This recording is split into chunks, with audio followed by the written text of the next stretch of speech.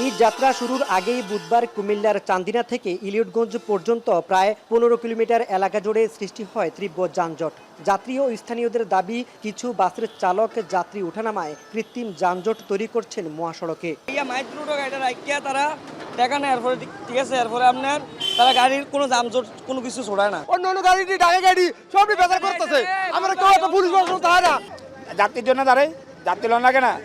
কুমিল্লার নিমসার, চান্দিনা, মাধাইয়া, গরিপুর ও ১৪ গ্রাম সহ মহাসড়কের ২৬টি এলাকাকে যানজট প্রবণ এলাকা হিসেবে চিহ্নিত করেছে হাইওয়ে পুলিশ। তার মধ্যে ১২টি এলাকা অতি যানজটপূর্ণ।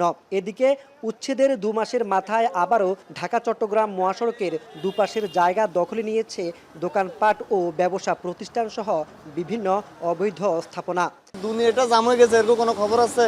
বাস দাঁড়ায় থাকে, সেই জন্য যাত্রী নিতেছে, সেই জন্য জাম বাজে যাচ্ছে আর কি। হাইওয়ে পুলিশ বলছে, ঈদ যাত্রা ঘিরে মহাসড়ক স্বস্তিদায়ক রাখতে যানজটপূর্ণ ২৬টি এলাকায় ৮৭২ পুলিশ সদস্য সার্বক্ষণিকভাবে নিয়োজিত থাকবেন। কঠোর ট্রাফিক আইন প্রয়োগ করা হবে যানজট সৃষ্টিকারী পরিবহনের বিরুদ্ধে। অসাধু যে ড্রাইভার আছে তাদের বিরুদ্ধে আমরা ৭০ আইনগত ব্যবস্থা গ্রহণ করব। বিশেষ করে যারা রং পার্কিং থাকবে, রং পার্কিং মামলা দিয়ে কঠোর আইনগত ব্যবস্থা গ্রহণ করব।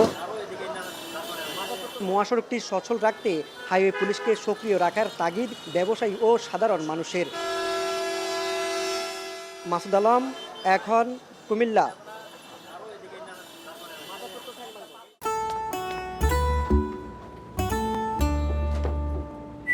এই ঈদে জুয়েলারি ক্লোদিংয়ে বিকাশ পেমেন্টে ডিসকাউন্ট।